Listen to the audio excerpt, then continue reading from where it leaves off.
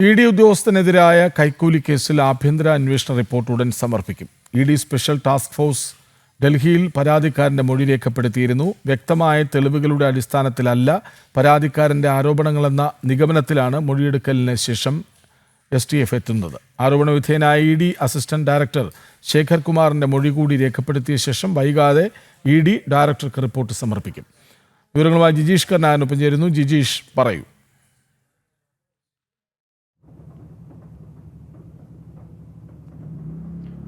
കൃഷ്ണരാജ്, ശേഖർ കുമാറിനെതിരായ ആരോപണം ഉയരുകയും ഒപ്പം തന്നെ ഒന്നാം പ്രതിയാക്കി വിജിലൻസ് കേസെടുക്കുകയും ചെയ്തതിന് പിന്നാലെ തന്നെ ആഭ്യന്തര അന്വേഷണം എൻഫോഴ്സ്മെന്റ് ഡയറക്ടറേറ്റ് പ്രഖ്യാപിച്ചിരുന്നു. സാധാരണഗതിയിൽ ഇത്തരത്തിൽ അഴിമതി ആരോപണങ്ങൾ നേരിടുകയോ മറ്റു വിവാദങ്ങളിൽ ഇ.ഡി. ഉദ്യോഗസ്ഥർ ഉൾപ്പെടുകയോ എല്ലാം ചെയ്യുമ്പോൾ ഇ.ഡി. ആഭ്യന്തര അന്വേഷണത്തിലേക്ക് കടക്കാറുണ്ട്. ഇവിടെ സ്പെഷ്യൽ ടാസ്ക് ഫോഴ്സ് വിശദമായ ഒരു അന്വേഷണത്തിന്റെ ഭാഗമായി ഈ പരാതിക്കാരന്റെ മൊഴി നിരവധി തവണ രേഖപ്പെടുത്തിയിരുന്നു. കശുവണ്ടി വ്യവസായിയായ അനീഷ് ബാബുവിന്റെ പരാതിയാണ് രേഖപ്പെടുത്തിയത്. മാത്രമല്ല, അനീഷ് ബാബുവിനെതിരായ കേസിന്റെ വിശദാംശങ്ങൾ പ്രത്യേക അന്വേഷണ സംഘം, ആഭ്യന്തര അന്വേഷണ വിഭാഗം ശേഖരിക്കുകയും ചെയ്തു. ഈ അന്വേഷണവുമായി ബന്ധപ്പെട്ട് അതുവരെ നടന്നിട്ടുള്ള ചോദ്യം ചെയ്യലുകൾ, നൽകിയിട്ടുള്ള സമൻസുകൾ, ഒപ്പം തന്നെ ഈ കേസ് രേഖപ്പെടുത്തുന്നതിന്, അനീഷ് ബാബുവിനെതിരെ കേസ് രേഖപ്പെടുത്തുന്നതിന് കൊച്ചി ഇ.ഡി. സോണൽ ഓഫീസിന് ലഭിച്ചിട്ടുള്ള തെളിവുകൾ അടക്കമുള്ള കാര്യങ്ങളായിരുന്നു പരിശോധിച്ചത്. ഇതെല്ലാം പരിശോധിച്ചതിന് ശേഷം ഇപ്പോൾ ശേഖർ കുമാറിന്റെ കൂടി മൊഴി രേഖപ്പെടുത്തിയ ശേഷം വിശദമായ റിപ്പോർട്ട് ഇ.ഡി. ഡയറക്ടർക്ക് നൽകാൻ ഒരുങ്ങുകയാണ്. ശേഖർ കുമാറിന്റെ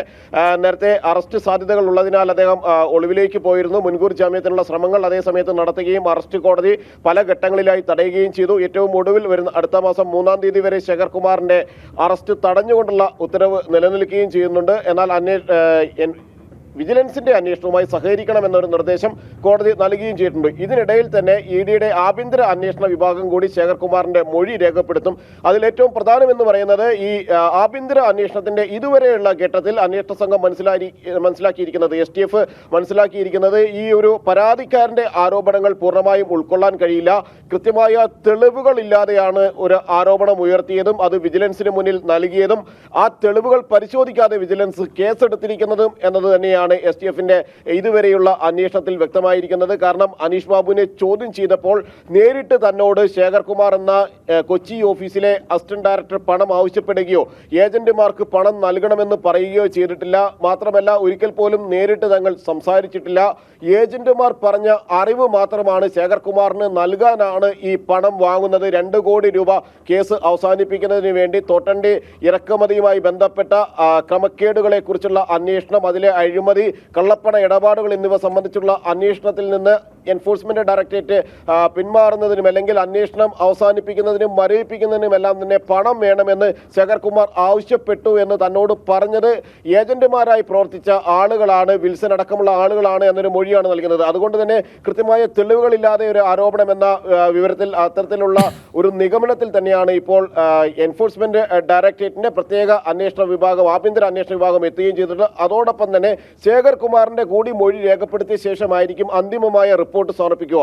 അതേ ഘട്ടത്തിൽ തന്നെ ഇ.ഡി. മറ്റു നടപടികളിലേക്ക് കൂടി കടന്നുകയും ചെയ്തിട്ടുണ്ട്. ശേഖർ കുമാറിനെ ഷില്ലോങ്ങിലേക്ക് മാറ്റിയിട്ടുണ്ട്. ഇതേ ആരോപണത്തിന്റെ അടിസ്ഥാനത്തിലാണ്. എന്നാൽ സ്വാഭാവിക സ്ഥലംമാറ്റ പട്ടികയിൽ ഉൾപ്പെടുത്തിയാണ് ഇപ്പോൾ സ്ഥലം മാറ്റം നൽകിയിരിക്കുന്നത്. 18 ഉദ്യോഗസ്ഥർക്ക് രാജ്യത്ത് വിവിധ യൂണിറ്റുകളിൽ നിന്ന് സ്ഥലംമാറ്റങ്ങൾ ഉണ്ടായിട്ടുണ്ട്. അതിൽ ഉൾപ്പെടുത്തിയാണ് നിലവിൽ ശേഖർ കുമാറിനെ മാറ്റിയത്. എങ്കിലും അന്വേഷണം നേരിടുന്ന അഴിമതി കേസിൽ വിജിലൻസ് അന്വേഷണം നേരിടുന്നു എന്നതുകൊണ്ട് തന്നെയാണ് ഈ സ്ഥലം മാറ്റം ഉണ്ടായിട്ടുള്ളത്.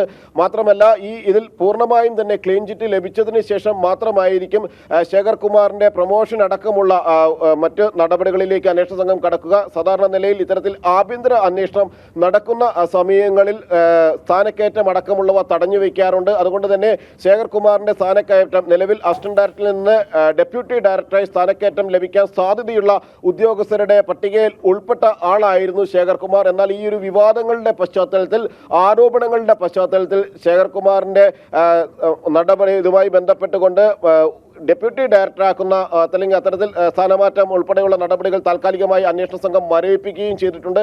വിശദമായ ഒരു റിപ്പോർട്ട് തന്നെയായിരിക്കും ആഭ്യന്തര അന്വേഷണ റിപ്പോർട്ടായി സമർപ്പിക്കുക. അതിൽ കൃത്യമായി തന്നെയുള്ള മൊഴികളും തെളിവുകളെല്ലാം തന്നെ ഉൾപ്പെടുത്തും. അതിന്റെ അടിസ്ഥാനത്തിൽ തുടർ വിവരങ്ങൾ നൽകുകയായിരുന്നു ജിജീഷ് കരുണാകരൻ.